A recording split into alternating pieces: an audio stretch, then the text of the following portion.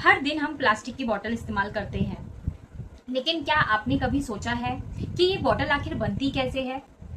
क्या इसे पिघले हुए प्लास्टिक में सीधे बनाया जाता है या इसके पीछे कोई ऐसी मशीन है जो सिर्फ कुछ सेकंड में हजारों बोतलें तैयार कर देती है? आज हम जानेंगे एक साधारण दिखने वाली प्लास्टिक की बोतल के पीछे छुपी फैक्ट्री के हैरान कर देने वाली साइंस।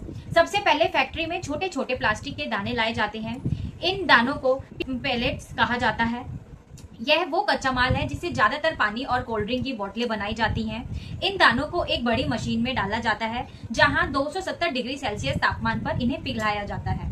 पिघलने के बाद यह प्लास्टिक एक सांचे में भर दिया जाता है। कुछ सेकंड बाद एक छोटी टेस्ट ट्यूब जैसी चीज बाहर निकलती है। इसे प्रीफॉर्म कहा जाता है। अगर आपने ध्यान दिया हो तो किसी नई बोतल का ढक्कन वाला हिस्सा हमेशा एक जैसा दिखाई देता है, क्योंकि यह इसी प्रीफॉर्म में पहले से बनाया जाता है। अब शुरू होता है कि सबसे दिलचस्प हिस्सा, इन प्रीफॉर्म को दूसरी मशीन में भेजा जाता है। यह मशीन उन्हें फिर से गर्म करती है, लेकिन पूरी तरह नहीं पिघलाती। इसके बाद हाई प्रेशर हवा प्रीफॉर्म के अंदर छोड़ी जाती है।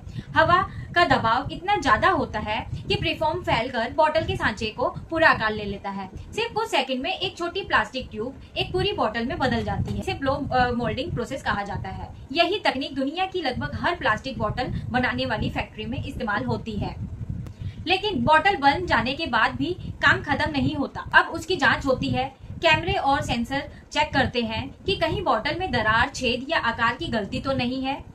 अगर कोई कमी आती है तो मशीन तुरंत उस बोतल को अलग कर देती है।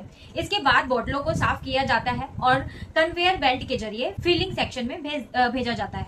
यही उनमें पानी, जूस या कोल्ड ड्रिंक भरी जाती है। फिर मशीनें अपने आप ढक्कन लगाती हैं, लेबल चिपकाती हैं और पैकिंग कर देती हैं।